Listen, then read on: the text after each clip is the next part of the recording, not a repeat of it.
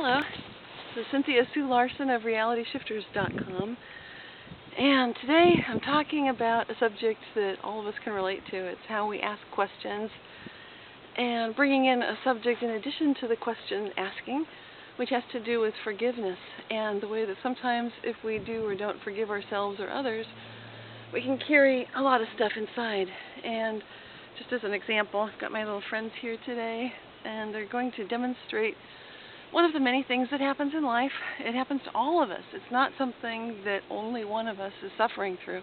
Every single person on earth right now has been wronged in some way, perhaps grievously, perhaps it's just beyond belief how bad it is. Yes, these things happen to everyone. And sometimes when that happens, people hold the results of that encounter inside for a long time, which affects everything. It affects the way that they move forward, whether they blame themselves for what happened. So for example, if these two bunnies are just meeting for an encounter and one of them snubs the other and just refuses to look at him or talk to him in any way, and then maybe when he does turn back and say something, he's very mean and hits his friend and then runs off. Something like that could leave this bunny feeling ashamed, could feel like maybe it was her fault. She might feel very bad about it. But whatever's happening, it's happening on the inside, and she can carry that for years afterward. So this is something that I've been reading about this month because I read some books. Usually I talk about books at the end, but this time I'm going to do things a little differently, starting with an illustration from the book Or Advantage. And if you look at this picture, it's a picture of holding hatred inside.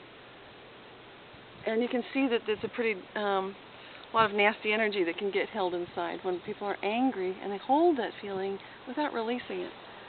So what's that all about? How do we do that?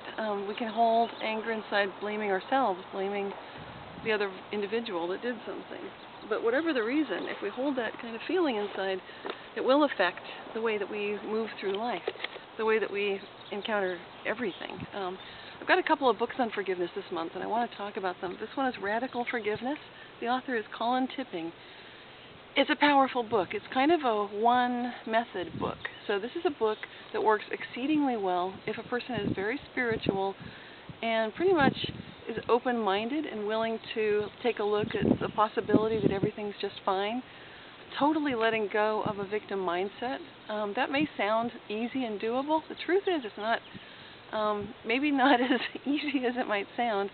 So this book has some examples, and it does have an amazing story about a woman who was able to recognize that some of the anger and disappointment that she'd had in her marriage turns out to be something that she doesn't necessarily need to fully understand. She could start seeing what was going on, but she got to a place where she realized everything was perfect just like it is.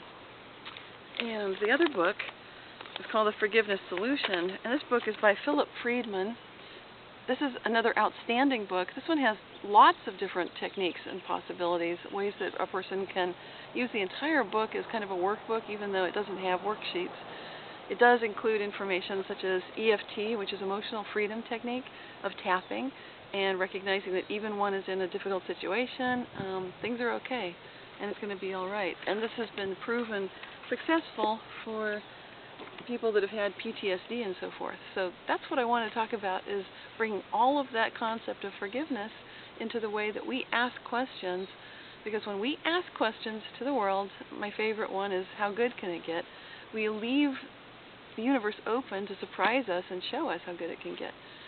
And I had an amazing thing happen to me when I was in college, working on a project with a couple of teammates, and the three of us were tasked with going around the university and doing data flow diagrams that showed exactly what was going on with the different processes in each department.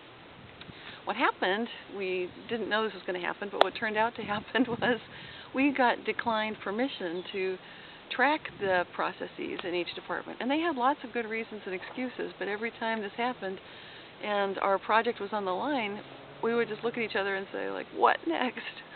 That may not be the best kind of question to ask, but it was kind of interesting. Although at the end, we had nothing to show for our work, so nothing at all. No processes that were tracked, nothing was data flow diagrams whatsoever. We returned to do our oral report, And I presented for our group, standing in front of the class and just saying what happened. And I described it like it was a bit of a disaster, just saying, what we wanted to do was track the procedures and processes to do the diagrams. And I just explained we'd get declined, and then we'd look at each other and say, what next? And it became kind of funny. It sounds like a tragedy, but a tragedy told properly can be very humorous. And the professor definitely thought it was very humorous. And somehow we got an A on the project, even though we didn't manage to do what we'd set out to do. I think that's a good example of asking a question and finding where it leads you. The reason I like How Good Can It Get? For obvious reasons, lots of things can be wonderful and very blessed if we're open to realizing that there are new opportunities around us every day. So with that, I leave you with the wonderful question for yourself and for the world to ask today: how good can your life get? Thanks a lot, and looking forward to talking to you next time.